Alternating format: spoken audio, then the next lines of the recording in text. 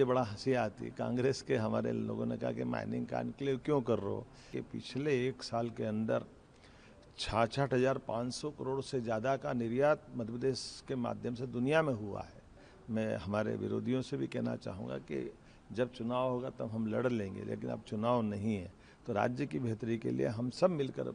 काम करें, ये मैं उनसे भी अपेक्षा करता हूँ। आज वैसे तो 2 कार्यक्रम हो रहा है, एक हमारे मध्य प्रदेश का सबसे बड़ा फ्लाईओवर जबलपुर में लोकार्पित हो रहा है, जहाँ माननीय मंत्री भारत सरकार श्रीमान नितिन गडकरी जी के साथ हमारे माननीय स्थानीय मंत्री राकेश जी और हम सब मिल करके वो बड़े कार्यक्रम का रूप बना करके वो एक बड़ी सौगात जबलपुर सहित मध्य प्रदेश को मिलने जा रही है। मैं अपनी ओर से जबलपुर वासियों को बधाई देना चाहता हूँ। दूसरा, एक बड़ी सौगात हमारी कटनी में माइनिंग मिनरल का खासकर बड़ा सेक्टर है, कटनी, शहडोल, पूरा महाकौशल का बेल्ट। ऐसे में खदान आधारित उद्योगों के लिए हमारी इंडस्ट्री कॉन्क्लेव का हम आयोजन कर रहे हैं और उसी आधार पर प्रदेश भर में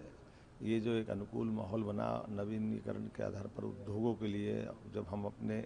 संसाधनों का बेहतर से बेहतर दोहन करते हुए उनकी दृष्टि से राज्य की बेहतरी के लिए, युवाओं को रोजगार के लिए, गरीबों को काम के लिए,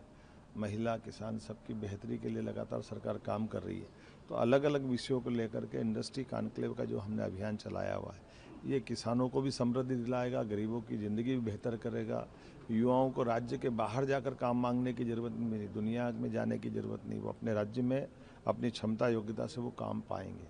हमारी सरकार लगातार काम कर रही है और मुझे बड़ा हंसी आती, कांग्रेस के हमारे लोगों ने कहा कि माइनिंग कॉन्क्लेव क्यों कर रहे हो। अब आप बताइए, माइनिंग कॉन्क्लेव का ही परिणाम है कि पिछले 1 साल के अंदर 66,500 करोड़ से ज़्यादा का निर्यात मध्य प्रदेश के माध्यम से दुनिया में हुआ है। अब ये 6% की ग्रोथ रेट हमारी पिछले साल, इस साल की रही है, 1 साल के अंदर पिछले साल की तुलना में। तो ये हमारी अपनी उस राज्य की आत्मनिर्भरता की, आर्थिक समृद्धि की, सक्षमता की पहचान है। मैं हमारे विरोधियों से भी कहना चाहूँगा कि जब चुनाव होगा तब हम लड़ लेंगे, लेकिन अब चुनाव नहीं है, तो राज्य की बेहतरी के लिए हम सब मिलकर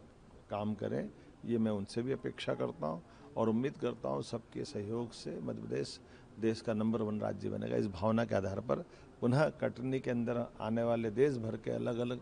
माइनिंग सेक्टर के स्वनाम धन्य बड़े बड़े जो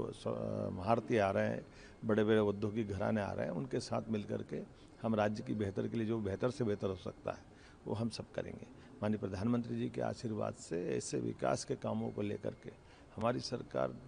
4 गुनी ताकत से आगे बढ़ रही है और ये निश्चित रूप से आज का समय, उनके शब्दों में यही समय है, सही समय। अगर आप ये वीडियो YouTube पर देख रहे हैं तो हमारे चैनल को सब्सक्राइब कर बेल आइकन दबाएं और Facebook पर देख रहे हैं तो हमारे पेज को लाइक करें।